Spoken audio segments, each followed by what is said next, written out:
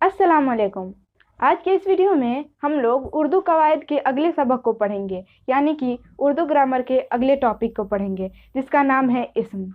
मतलब इसके पहले वाले वीडियो में हमने क्या पढ़ा था कि वाहिद क्या है, जमा क्या है, फिर वाहिद से किस तरह जमा बनाते हैं। लेकिन आज के इस वीडियो में हम लोग पढ़ेंगे कि इस्म क्या है, ठीक है, और इस्म की कितनी किस्में हैं।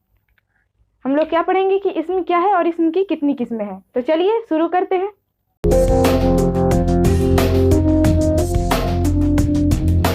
तो चलिए सबसे पहले जानते हैं कि इस्म किसे कहते हैं। इस्म किसी शख्स,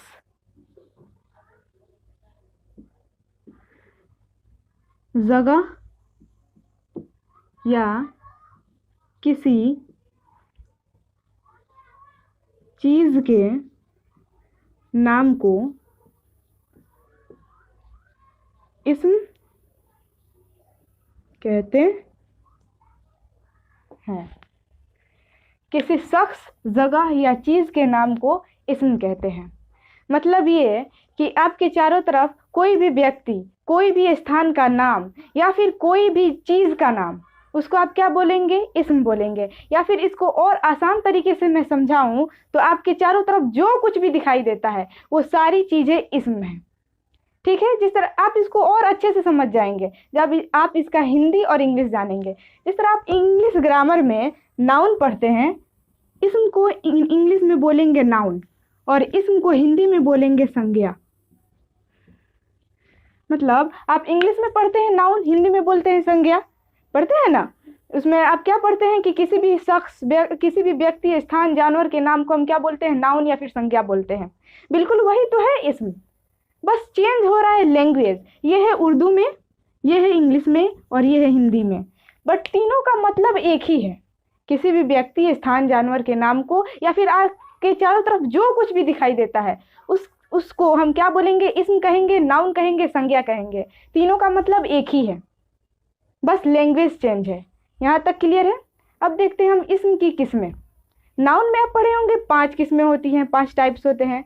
संज्ञा में आप पढ़े होंगे कि 5 प्रकार होते हैं संज्ञा के। लेकिन इस्म, उर्दू जो है, इस्म की 2 किस्में होती हैं, 5 नहीं। इस्म की, लिखिए, इस्म की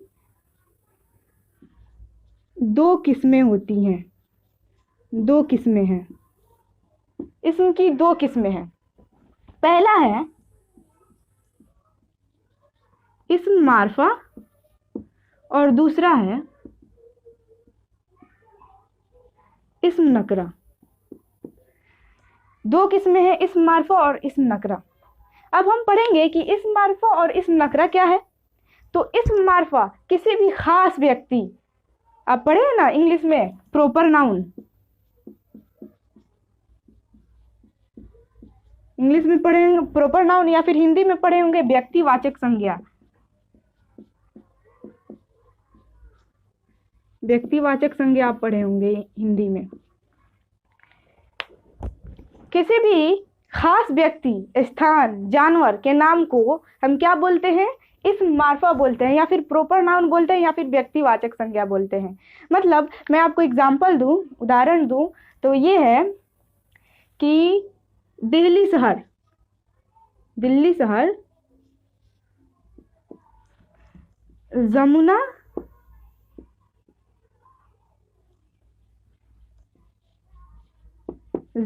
नदी के किनारे आबाद है। एग्जाम्पल है, दिल्ली शहर जमुना नदी के किनारे आबाद है। यहाँ पर दिल्ली शहर की बात की जा रही है, दिल्ली शहर की बात की जा रही है। अगर होता है सिर्फ शहर नदी के किनारे आबाद है, कोई भी शहर, मतलब इसमें अगर दिल्ली शहर नहीं होता, अगर सिर्फ लिखा रहता कि शहर जमुना नदी के किनारे आबाद है, तो आपको पता चलता कि कौन सा शहर जमुना नदी के किनारे आबाद है। यहाँ पर खास चीज के बारे में बताया गया, खास शहर के बारे में बताया गया कि दिल्ली शहर जमुना नदी के किनारे आबाद है, ठीक है। तो यहाँ पर दिल्ली शहर को बोलेंगे इस मार्फा या फिर प्रॉपर नाउन या फिर व्यक्तिवाचक संज्ञा। और यहाँ पर एक और इसी में एग्जाम्पल है, जमुना नदी। अगर आप नदी की बात करेंगे तो सारी नदियाँ आ जाएंगी, जमुना नदी, गंगा नदी, ये सारी नदियाँ आ जाएंगी। लेकिन यहाँ पर बात किसकी की जा रही है? जमुना नदी की, मतलब खास जमुना नदी के बारे में ही बात की जा रही है। इसीलिए इस जमुना नदी को भी आप बोल सकते हैं इस्म मार्फा, प्रोपर नाउन, व्यक्तिवाचक संज्ञा। तो अगर आपको उर्दू में इस्म मार्फा की जवाब लिखना है तो आप क्या लिखेंगे? तो चलिए मैं लिख देती हूँ ताकि आप आसानी से लिख पाएंगे। इस्म मार्फा, इस्म मार्फा का जवाब लिखेंगे किसी खास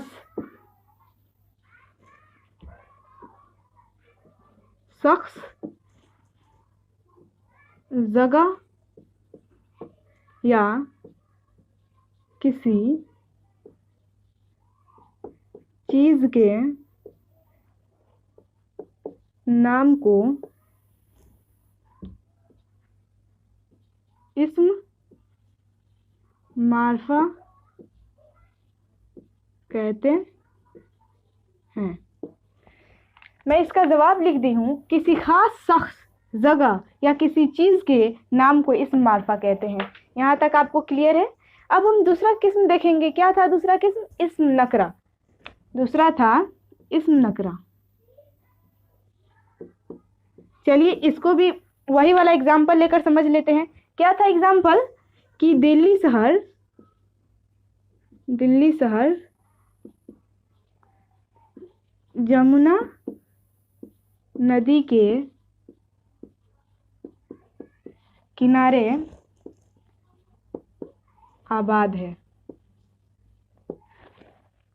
यहाँ पर दिल्ली शहर हो जा रहा था इस्म मार्फा, जमुना नदी हो जा रहा था इस्म मार्फा। अब हमको समझना है इस्म नकरा क्या है।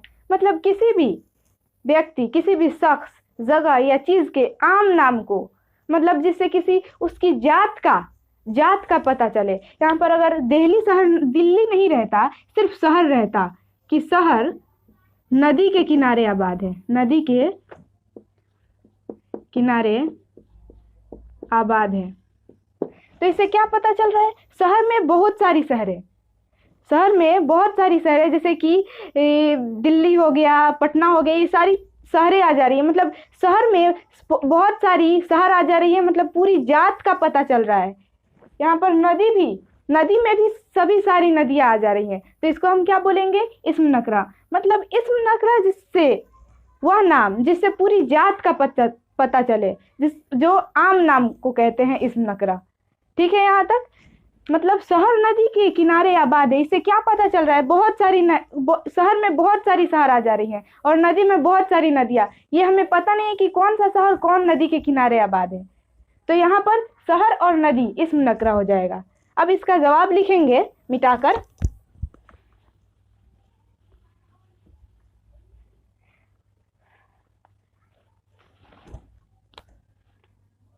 लिखेंगे किसी शख्स,